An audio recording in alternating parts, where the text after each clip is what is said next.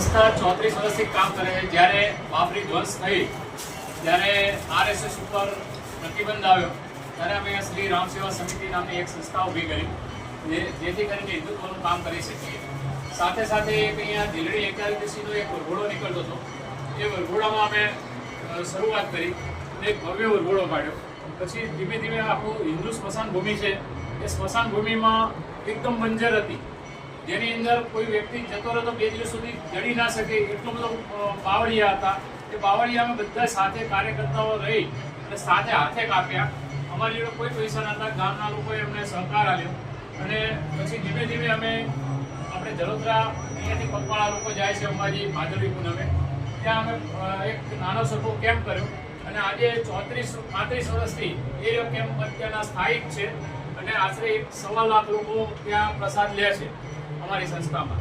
વધતા અહીંયા બિનવારસી લાશ કોઈ પણ હોય તો અમે બિનવારસી લાશનું અમે આપણી અંતિમ વિધિ જે હિન્દુ અંતિમ વિધિ છે એ પ્રમાણે અમે એ કરીએ છીએ, ચક્ષુદાનનું કરીએ છીએ। વધતા કોરોનામાં જ્યારે કોરોના અહીંયા આવ્યો ત્યારે અમે 45 દિવસ રોજ 15,000 જે સામાન્ય લોકો હોય કે ગરીબ લોકો હોય જે કંઈ કરી શકતા નહોતા અને સામાન્ય લોકો બહાર નીકળી નહોતા શકતા, બરાબર, એટલે અમે એમના માટે એક સારું ભોજન રોજ સવારે અને સાંજે 15,000 લોકોને અમે પૂરું પાડતા હતા, બરાબર।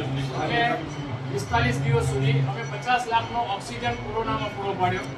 બીજા જે લહેર આવી એમાં 50 લાખનો ઓક્સિજનમાં 1 રૂપિયો કોઈની જોડે લીધો નથી, બરાબર। અને વર્ષમાં એક વખત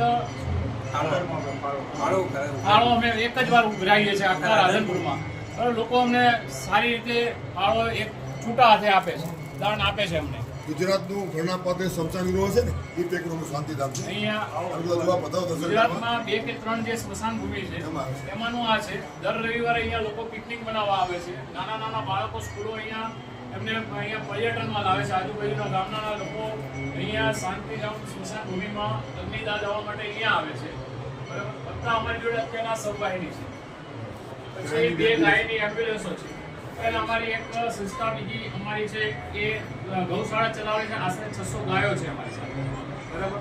બધા અમે અત્યારના હાલ બાબર સાથે કન્ટેક્ટ કોઈ પણ ગાયને કોઈ બીમાર હોય કે હોય તો અમે અમારી એમ્બ્યુલન્સ ત્યાં ગાયો મૂકવા જાય છે, આશરે 70 કિલોમીટર। ત્યાં ઓપરેશન થિયેટર છે, બહુ મોટું છે, પાણીની પરબો 10 અમારી સ્થાયી ચાલે છે, બધા અમે બ્લડ ડોનેશન કેમ્પ અને અન્ય ઘણી પ્રવૃત્તિઓ કરીએ છીએ। પક્ષીઓના માળા અમે ફ્રી આપીએ છીએ, ચાટ આપીએ છીએ, બધા દર આપણે ઉનાળામાં અમે ઘરે ઘરે જઈને પક્ષીઓના માળા અને ચાટો આપીએ છીએ।